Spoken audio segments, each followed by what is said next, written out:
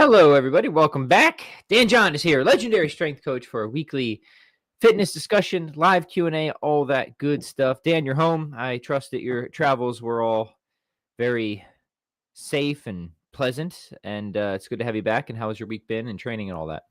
Well, training's been great, but I got to tell you, folks, the traveling was tough. I mean, the traffic was rough. You know, it's just a long drive. It's a long drive across Nevada. Then there's a lot of congestion, but it was pretty emotional. Just before I left, my next door neighbor growing up, Maria Valdez, died. So yeah, very sorry to hear that. Yeah, because to remind people, you were at an elementary school reunion, which I think is just a very cool thing that those connections have been maintained. So, yeah, we drove to my neighborhood, and there's my house at 106 Ramona Avenue, and right there is where Maria grew up. And then we visited my folks' grave, and which is always, which is rough. But my new granddaughter's name is Daisy, and there was daisies growing up in my folks' grave, which I thought was cool. And that is cool. A lot of emotional stuff. Of course, yeah. Seeing my classmates. They are, frankly, the finest, some of the finest people I've ever met in my life, and what a good group of people. And but it was nice, and I got a chance to hang out with Brian Gwaltney, who he runs my site, and that was wonderful. And things are good, man. Yeah. So remind me of a little personal history. You grew up in that area. And then when did you leave there? Was it for college? Yeah, when I was when I was in ninth grade, I read this book right there, Track and Field Omni book, and it talked about Ralph Maughan at Utah State. And I told my sister Corrine, I want to throw the discus for Ralph Maughan. And I wasn't good enough coming out of high school, though Coach Maughan later told me I was. And I went to junior college for 2 years, and then I went to Utah State after that. Yeah. Yeah. And did you ever? No, you did move back to the San Francisco area for a while, right? And then for 2 years when Tiffany got transferred. Okay. And then when Kelly got married, we moved back. And then, of course, when little Danny showed up, that's when we bought this big house here because, Tiff and I always were concerned that, something terrible is going to happen. So we always had enough room for everybody, which is funny to think about, Yeah, but it's understandable for sure. That's cool. Okay, good. That connects a few dots for me. Always just interested in the personal history there. And before we turn to Q&A, how's the lifting going and all that? Really good. I got 11 chin-ups the other day, which so my minor goal, and this is a weird one for everybody, but it's interesting. There's a guy over on Reddit who pees all over me and getting on me because I can't. That's not nice. And it's funny because my lifetime best is 14. I'm not a pull-upper, but here 14 is darn good. 14 good pull-ups is nothing to sneeze at. Let me just say this. At the same time, I doubt any of our listeners were better in the bench press or incline than I was when I weighed 162 pounds as a high school senior. I was stronger than most adults, even now, in those lifts. So, and that's that whole thing I have. You're a pusher or a puller. You're a hinger or a squatter. Oh, that's so true. I mean, I'm quite good at pull-ups, but I've certainly never squatted as much as you, Dan. So yeah, and you just run into these little areas where you're good at things. And so my short medium term goal is to at least tie my lifetime best, which, and I weighed 207 this morning. So obviously that's a big factor. I don't know if I'm going to get down to 162 again, or if I want to, but yeah. But it's been fun. I've really been training well. Mike and Erica and I were all doing the same program, which makes it kind of fun. I've already got 2,300 steps in. Yesterday, but before I even ate, I was at 6,500 steps. So wow. There's no secret, folks. I mean, fat loss comes down to appropriate caloric restriction, probably walking and lifting weights 2 or 3 times a week. I wish I could make it more complicated and sell it to you. Oh, but sleep. You got to sleep. Sleep. Yeah. I like it. Appropriate caloric restriction, sleep, walking, lifting, get some protein in. Simple, not easy, as we always like to Yeah, say, I right? wish Dan? I Yeah, could good. sell that. Yeah. I mean, but that's really what it comes down to. A friend Justin has a comment. He says he's at the age where reunions really make clear how much lifestyle and to some extent genes make on aging. He says some of my classmates look like the grandparents of the others. I think I'm of around that age too. It's yeah, I got people I graduated with. Some I could be like, okay, maybe you're in your mid-20s. The other ones I'm like, yeah, you look like you're pushing 60. Wow, it is true.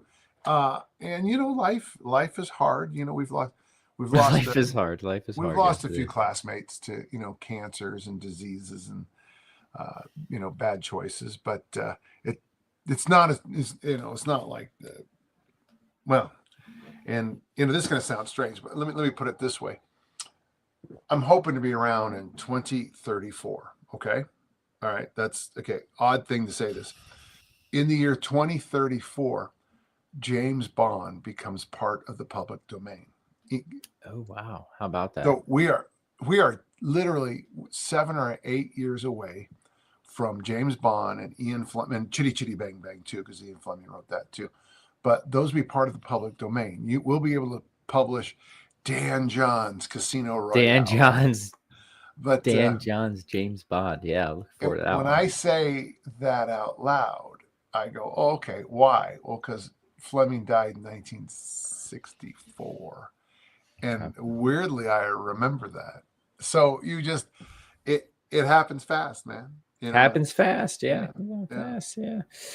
All right, let's take some questions here. Steven says, "Good morning, gentlemen. I have taken your double clean and press and snatch template, and I'm using it. I'm currently doing snatch ladders 20, 15, 10, 5 for totals of 150, 100, and 200 for medium, light, and heavy days." And I'm trying to see if there's another part of this comment. I don't think so. I think that's all there is to it, Dan. So 20. So Steve, I like this, but is it 20 left, 20 right, 15 left, 15 right, 10 right? Or is it, if you could just kind of just get, I get these questions a lot sometimes, and that's why I love the algorithm over at danjohnuniversity.com's workout generator, because you can just answer that and it spits the answer back, because that's different. I like the idea.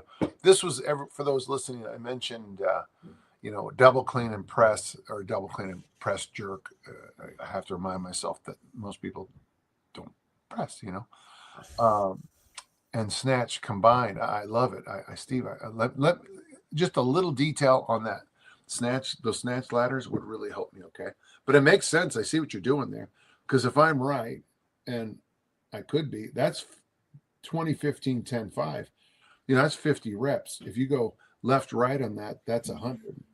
That's not bad. The reason I'm even questioning it, I didn't understand how you pull that off for 150. Okay. But yeah. Go ahead. All right. JBJ says, I'm experimenting with training with kettlebells 3 times a week.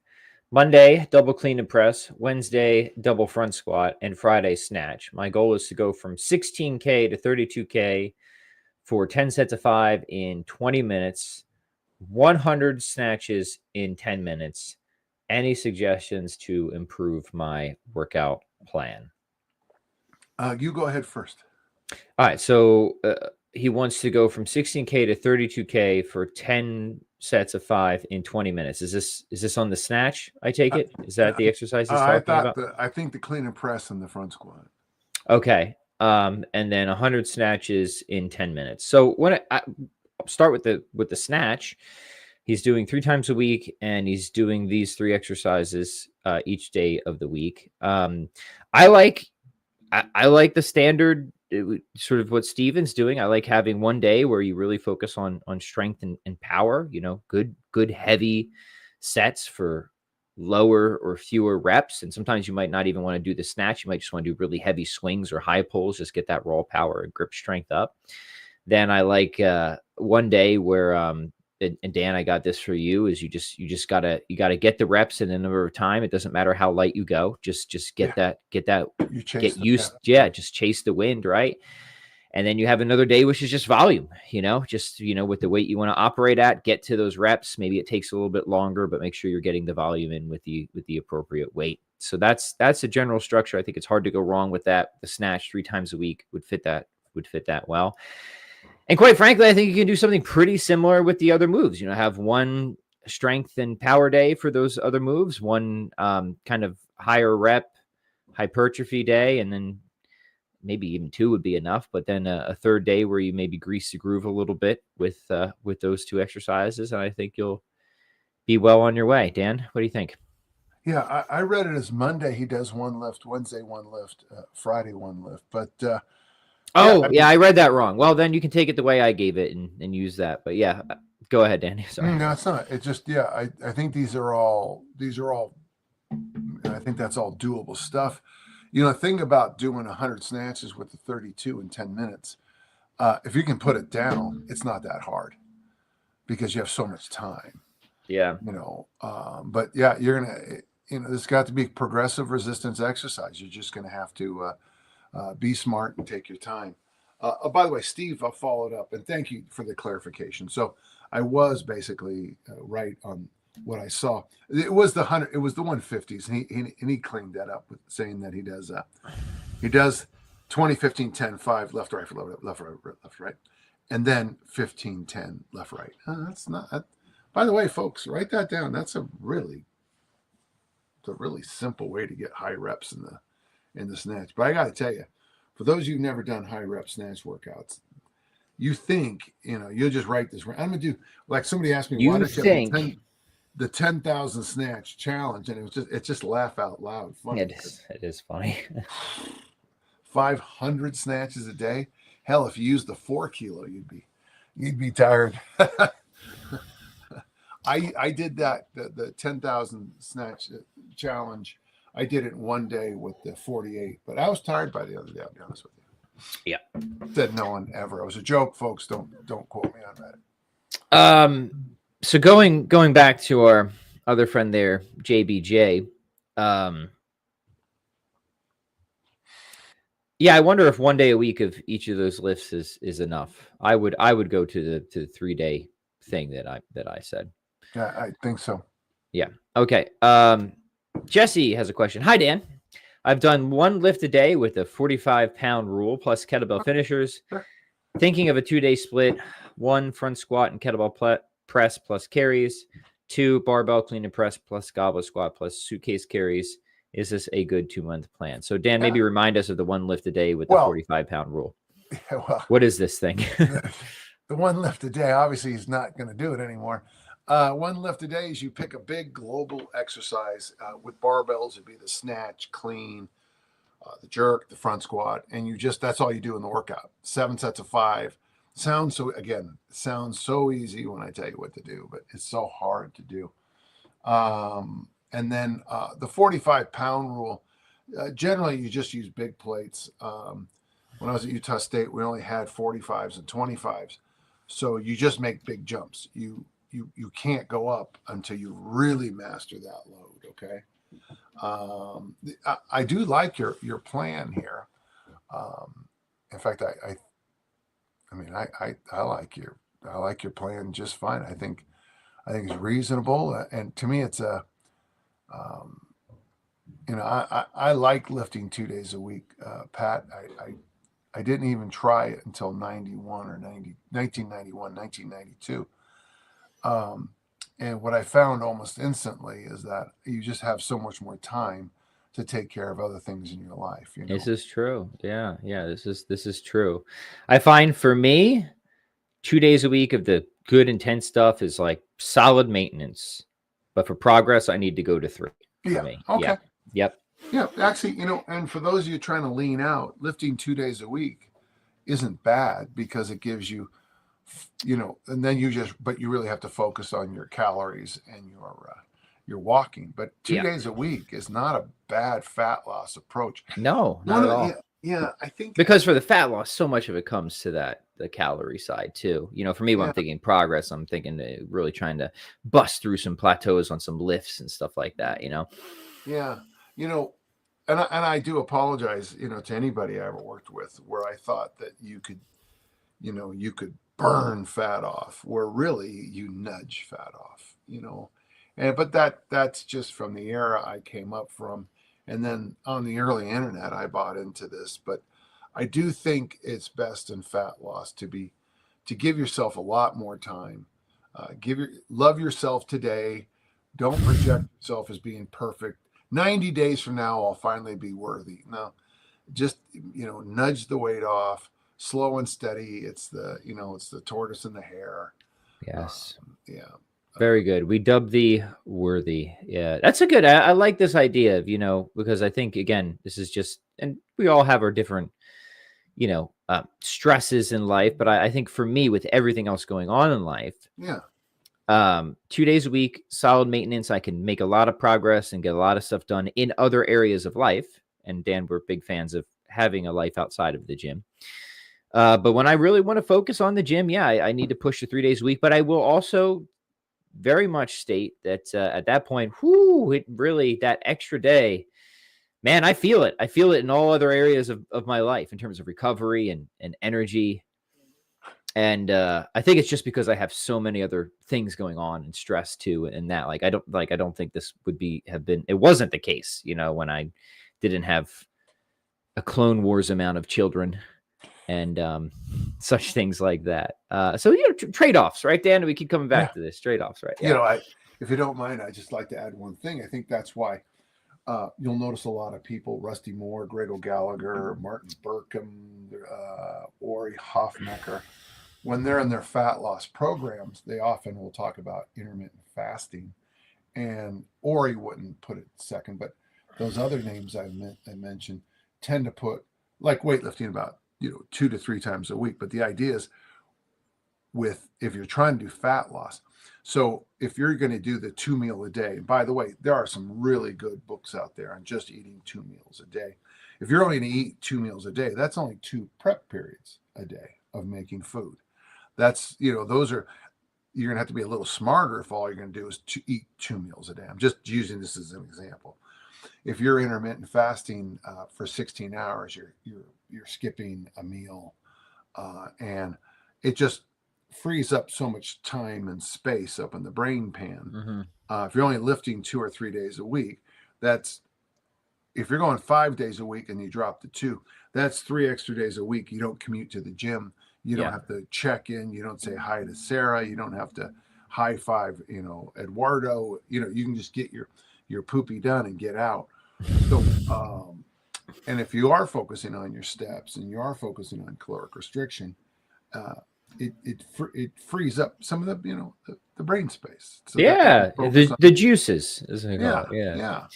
Yeah. It's important for people to consider that. And we've talked about this having these different phases or seasons. We even talk about training with the seasons, and I've tried to be much more organized about that. There are times throughout the year when fitness comes more into the forefront. I want more volume. I want more intensity. I want to push forward in certain areas. And there's other times during the year where, it's always there. It's always important, but it's not, the top priority. So I scale things back a little bit, right? You can't be, you've seen the movie Spinal Tap. You can't have all dials at 11 all the time, right? In all areas, which just ain't going to work like that. All right. Jesse has a comment. He's thanking you, Dan, for commenting on his videos, which he's posted on Reddit. Very brave of you, Dan, to hop onto the internet forums and just sounds like the people aren't always the nicest over there too, Dan. But no, they're not. Kudos to you for getting in there and trying to provide help as always, despite the massive ingratitude. But the nice thing is, Jesse and Patrick, I hope you both, I have decided that either I will delete, there's only 2 responses I have online right now. Well, I have more options over at YouTube, but it's either delete the comment or just respond with kindness. And this guy Jesse here, I think I know which one you are, Jess. It's been really fun watching you put together these things, and I'm and the fact that you mentioned me makes me very happy. And so, Real yeah, quick, Dan, where are you? Do you have like a Reddit thread yourself, or is this on some no, other? Is there I like don't a know if you can. kettlebell thing over there, or what Yeah, is it? Where on Reddit is this? Yeah. it's called slash kettlebell, I think. Okay. Okay. Hey, I would did you an mind? AMA. Is that where I did? Because years ago, somebody would have to Yeah, tell me if you're on Reddit. I did the moderators or whoever the yeah, I did kingpins an are AMA. asked me to do one of those things. That was like the only experience I ever had with Reddit. It's actually I thought it was very pleasant. It went really well. I just never Yeah. Hey, went back. would you share the name of our Reddit with us? Would you mind putting that? Yeah, people want to get looped in Well, with I'm more asking. of a community. That'd be cool. Yeah. Who Jesse. asked? Wait, who asked? Jesse? Yeah. Yeah, Jesse. Would you mind? Would you mind posting the name of that forum? I think it's slash kettlebell. Yeah, and do us a favor as well, Jesse. If people in that forum are not aware of this chat I do with Dan John every week, link it for us. They might be find some value of it, and it's good to And get the word out. The other thing, I wish people would. I use my handle, I believe the cool kids call it, is DJ84123, because I couldn't get Dan John because it had been taken. And by the way, the Dan John poster is mostly not safe for work, NSFW, Right. Which I thought was interesting. But yeah, I anytime someone's interested or wants to learn, the only thing I'm not comfortable with, Patrick, honestly, is people will say, check my swing form or check my technique. And I'm not comfortable there because I don't feel like I have the skill set to type how to correct a ballistic movement. And I it's just really hard for me. That's why I think Come to one of Dan's workshops. Come to a workshop or come to my house or come, meet me somewhere when I'm on a road trip and give me 2 minutes with a backpack and I'll teach you everything you need to know. But yeah. It's just real hard. I almost want to, here's the most interesting thing, almost universally on form checks. It's the start that people get wrong. Mm-hmm, they don't, they don't start. They tend to just dead hang it and then, grandfather clock it up, Yep. Seen it a million times. Oh, I've seen it a million. Makes me sick. Patrick, I've seen this 1 million times. Yeah. Get to a workshop, people. You can't beat those in-person experiences. Let me tell you. Okay, yes, it's the r/kettlebell. Yes, I'm the one who's been building those cool lifts and calling it a Dan John inspired workout. Yeah, cool, Jesse. Thanks. Jesse, you can even put Dan John inspired trademark behind this from now on because you have copyrights, public domain, whatever. Yeah, you have my. Hold on, it's coming up. Oh, one other cool thing. So the St. Veronica's Falcons class of 1971 were all sitting around a table when they announced the new pope, which is kind of cool. But that is cool. Yeah, we watched that. We watched that ourselves. That was very cool. Yeah, and this actually, Jesse, you have my blessings to do this. Okay. There you go, good sir. And I was so close to being pope. Oh, I was rooting for you, Dan. I really thought this was the time. This was it. I was like, oh, John's going to appear any minute now. I know him. And then I was like, what? It's not. What? Anyways. All right. Jim says he's doing the armor building formula, ABF. During the weeks with 2 press sessions, should I go higher reps? And the week with 1 press session, should I go heavier with lower reps? Dan, please help explain what's going on. So, Jim, if you get the book, I kind of explain that, I thought, and the supplement, I kind of explain it, I thought. But yeah, I don't know. The biggest issue most people that I wrote the book for, Jim, they usually just have usually it's 1, 2, or 3 kettlebells is usually about what most people have who ask me questions, in my experience, Pat. But if you have more kettlebells, okay, you have 5s and plenty of doubles, I like your idea here. That's something you certainly could do. Focus on lighter weights with higher reps, some weeks, some workouts, and heavier weights. But mostly, I want to see you get 100 reps with a kettlebell in the press, and that would be 2 reps, put the bell down, 3 reps, put the bell down, 5 reps, put the bell down, 10 reps, put the bells down, 5 times, totaling to 100 pounds. Interesting. When I write things down, I'm always amazed at what people don't understand, Patrick. So there are people online who, when they're doing 2, 3, 5, 10, they rack and rest. 2 reps, they hold it here. 3 reps, they hold it here. How would you ever lift big,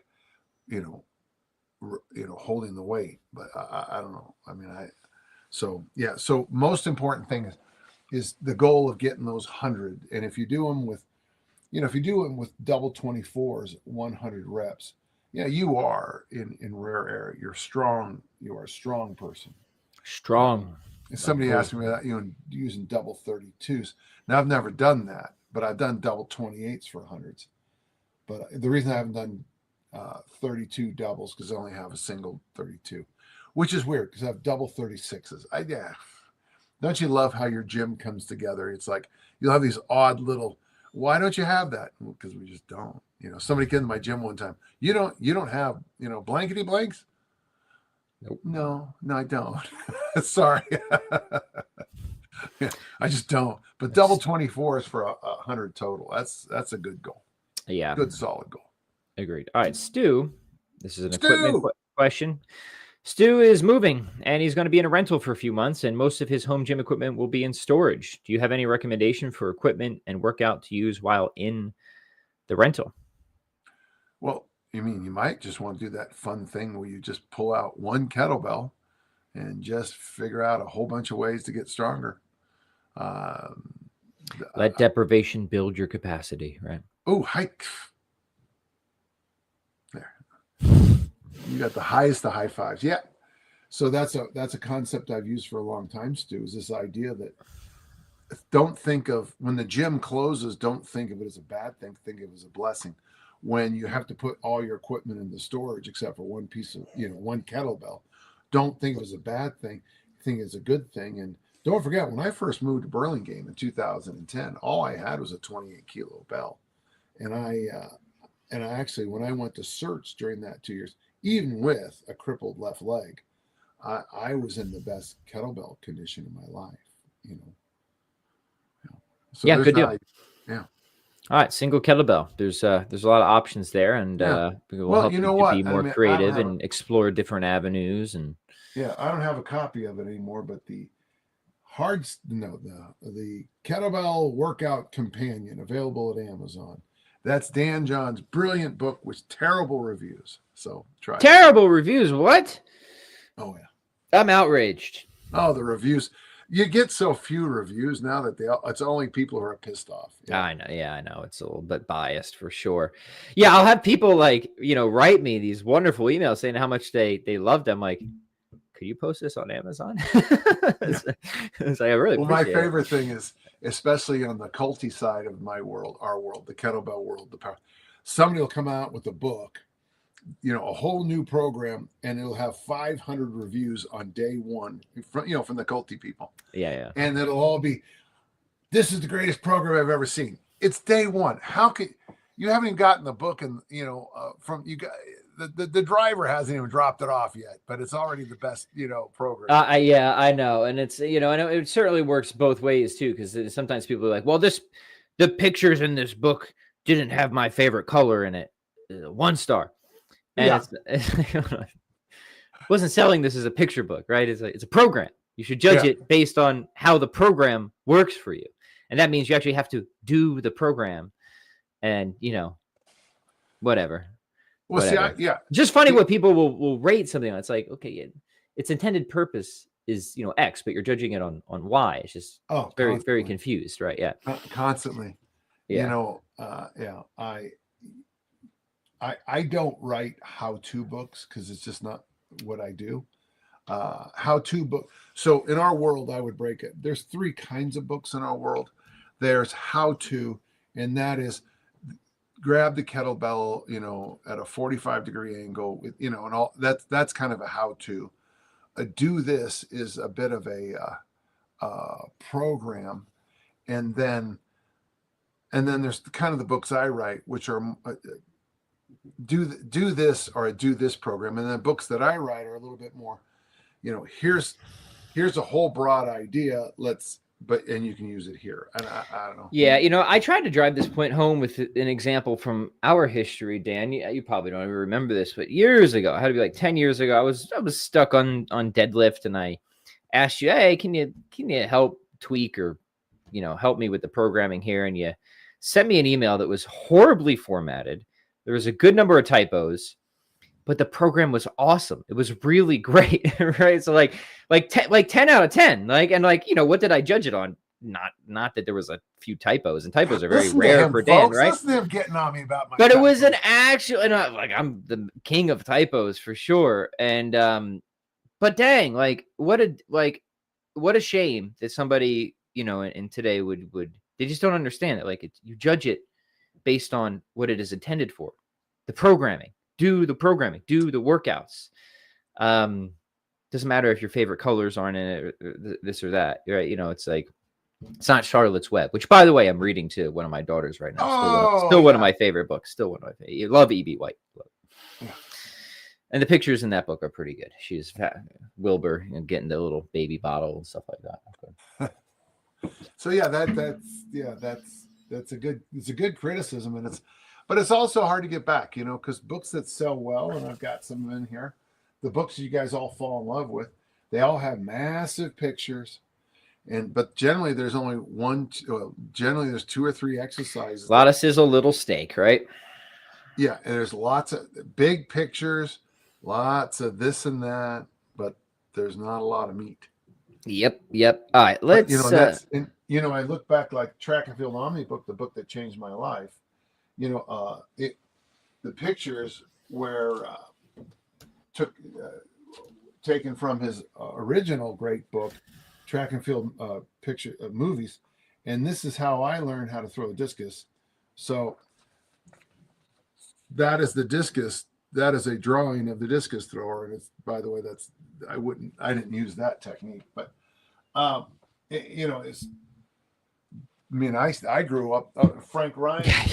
You gotta love pictures, I know, and it's like I'm old enough to remember that stuff myself before YouTube. I'm for guitar playing, and I used to have picture, and then you do it like this. I'm like, what the hell is that? How am I supposed to learn this with 3 pictures? Well, the picture of the fret with 3. What did it say? It's like, I appreciate you guys trying, but this doesn't really communicate the technique very well. Yeah. Right? So there'd be like, did they use 1, 2, 3, 4, 5 or something like that? And it was just like, so this would be on this fret, I think is the right word. This would be up, and it would have this would be black. Up would be a circle. Black would be, so whatever that is, that G7 or something like that. That would be, I remember those. No, and there were no pictures of fingers. It was pictures of frets. Yeah, it was all. It was. Yeah. But anyways, so there's some benefits to the internet, to be sure. Dan, before we wind up, people are talking about your 300th podcast. What is this coming up? It sounds like a great milestone. 300 episodes. Is that what that is? Yeah. And I'm going to have an interview. I'm going to have so there's going to be the 300th podcast. Nothing special. I mean, it's just a podcast. There's a joke or two about 300. Oh, yeah, so it's not 300. And but Gerard. I try to watch one Gerard Butler movie every week. So yeah. And then there's a follow-up podcast with a really famous person that he's going to interview me. And then today I'll be doing 301, and this week I'll be doing 302. When does the famous person one come out? That's exciting. Probably the same within same few days. Yeah. Awesome. Awesome. But it's good. And he's asking, do we need to see my abs? Is this? No. I'm waiting for the super chat payment before we do that sort of. Yeah, we need to see. We need to see something here. A money box before I start showing my abs. I mean, I'll show my arms, but you guys can't. You can't handle my abs. You can't handle my abs. So Dan, what else you got coming up aside from that stuff? What else are you working on? So I have a relatively quiet few weeks. I've got that Tim Anderson Original Strength. I'll be doing down in Las Vegas on the 7th, June 7th. I actually have a quiet few weeks, and I'm glad. This will be the first, except for going to Las Vegas for a few days, this will be the first summer I've been home since my daughter Lindsay was born. I remember you saying that a few weeks ago. That's very And good. I haven't had a summer in Utah in a long time. I want to kind of get ahead on my, my garden, and we added a beautiful red rock bench to the front of the house. It weighs 500 pounds, Wow. which is funny because the loaders couldn't put it up, but let's see, was it Nolan, Erica, and I did, and I kind of just felt I wanted to just say to the loaders who dropped it off, like, so a 20-year-old boy, a middle-aged woman, and a person sneaking up on 70 are stronger than you guys. Get your work together.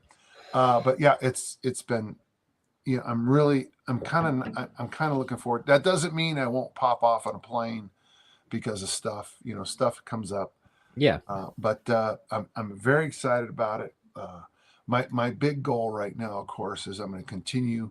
I want to continue with my leaning out, and I want to get stronger, and I want to get Awesome. leaner, and I'm just trying to see if it's possible. I love people's responses to what I say online. Somebody asked me do you have time for a quick? Yeah. It got put up on Instagram, and somebody asked a very good question. I like you guys here at Pat, your our weekly talk. People ask good questions, and I take them serious.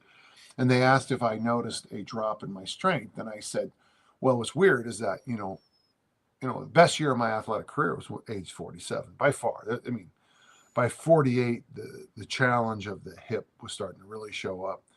But when 50 hit, I was still lifting good numbers. And it was fun to watch is that, so my decline in strength from 50 to 68, 48 to 68 has been a gentle slope. But up between my ears, it feels like I dropped off a cliff. But when I look at my journals, I'm reassured that it's been a nice, slow drop.